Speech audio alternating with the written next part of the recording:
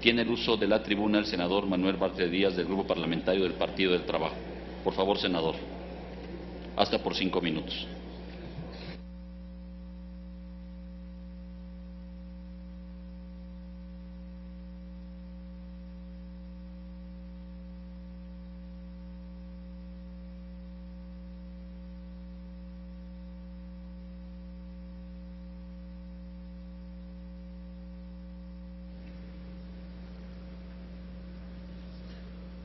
Con su permiso, señora presidenta.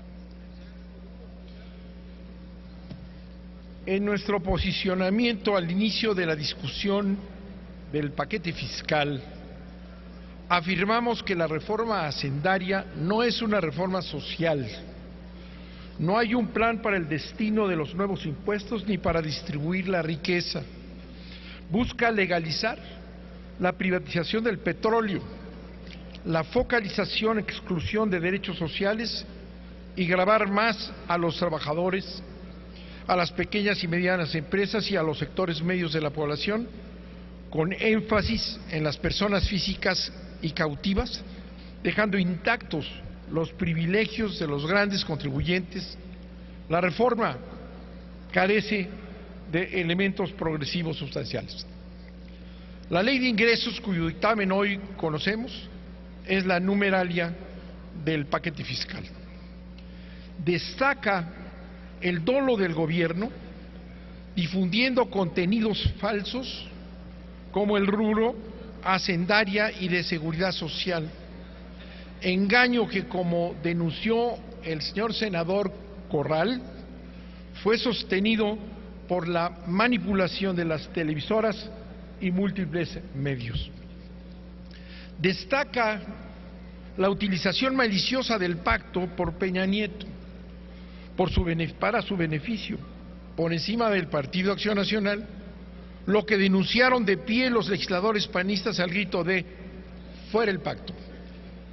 Destaca también que ese paquete fiscal que sumirá a México en la desigualdad y la quiebra fue aprobado por la ayuda de una fracción del PRD, sin la cual no lo habrían impuesto. ¿De dónde van a salir los nuevos recursos de esta ley de ingresos para el 2014? 180,000 millones de los creativos impuestos de Peña Nieto y del endeudamiento total equivalente a 710,000 millones de pesos, casi el 17% del presupuesto de egresos de la Federación y 3.5 veces más de la recaudación aprobada. ¿Quién financiará entonces la desnacionalización del petróleo que aquí viene? ¿Con qué costos sociales? El pueblo, la parte más desfavorecida y los sectores medios, orillados al creciente empobrecimiento, irremisiblemente ese endeudamiento generará insolvencia y reiterados aumentos de impuestos, reducción del gasto de programas fundamentales como educación y salud, encauzando a la nación a la profundización del neoliberalismo, ajeno a la justicia social y a la redistribución de la riqueza.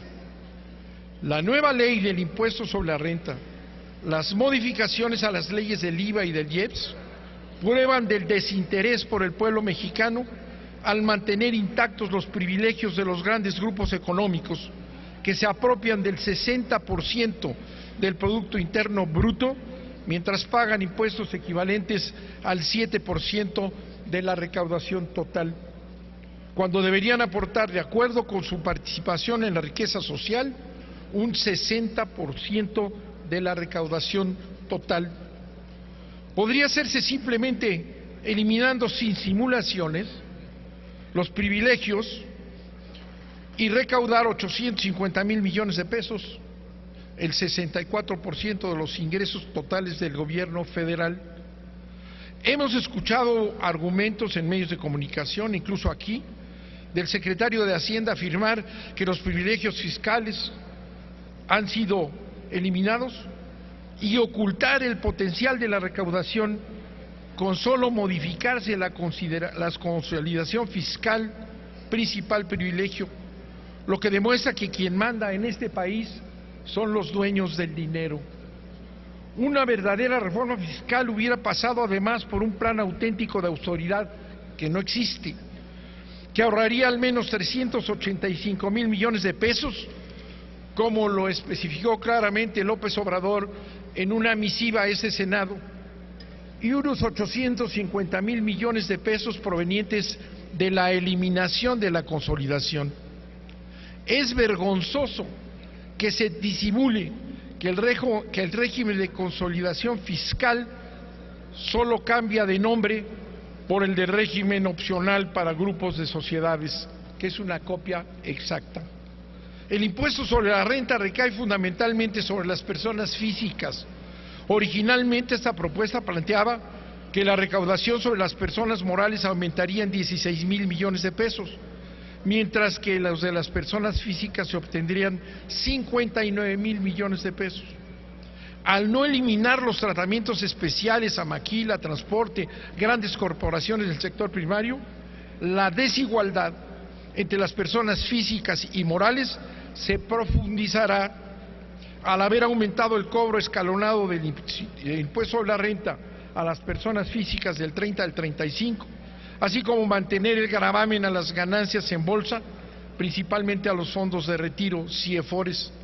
El porcentaje de la contribución a la recaudación de las personas físicas aumentaría con respecto al total. Actualmente las personas morales aportan el 38% de la recaudación, mientras las personas físicas el 62%. De esa manera, los porcentajes quedarían en 66% de aportación de la recaudación total del impuesto sobre la renta. Las modificaciones al IVA son regresivas, profundizando la desigualdad social y distorsionando las condiciones de competencia para las empresas de la frontera norte. En el IEPES, bajo supuestos impuestos ecológicos sobre la enajenación e importación de combustibles sólidos, se legaliza la entrada de las corporaciones transnacionales en la importación de gasolina, turbocina y diésel en primera instancia y de su establecimiento en el país como gasolineras posteriormente. La aprobación de este impuesto acepta la importación de gasolinas por entes distintos a Pemex, lo que se complementará con la pendiente ley de ingresos sobre hidrocarburos para introducir subrepticiamente la privatización, la explotación del petróleo por empresas extranjeras. Al hacer un balance de los ingresos del gobierno federal, el recorte de la recaudación potencial de 240,000 a 180,000 millones se compensó parcialmente con un aumento ficticio del precio del barril del petróleo, compensaron el recorte de 60,000 millones en la recaudación del precio del petróleo para incrementar los ingresos por derechos de los hidrocarburos en casi 50,000 millones de pesos. Finalmente, el hoyo fiscal que generarán la desnacionalización petrolera y los exiguos ingresos de la reforma fiscal tendrán que ser cubiertos por deuda. Los recortes en el IVA y en el impuesto a la renta respecto a la iniciativa original, aunque el gobierno federal pretendía recaudar 240,000 millones, solo lo harán con 180,000 millones de pesos. Conforme a nuestros cálculos, por cada 30,000 millones de dólares de inversión extranjera en petróleo que están preparando, habrá un hoyo fiscal de 17,000 millones de dólares, que al tipo de cambio actual corresponderán a 221,000 millones de pesos. ¿Cómo van a tapar ese hoyo fiscal cada año por ese monto? Con endeudamiento, mutilación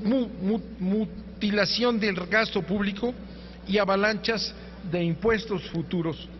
Reiteramos, la razón del endeudamiento se enmarca no en romper paradigmas neoliberales del déficit cero o en impulsar el crecimiento económico y programas para combatir la pobreza y la desigualdad social, sino para tapar un hoyo fiscal que vendrá de la desnacionalización del petróleo.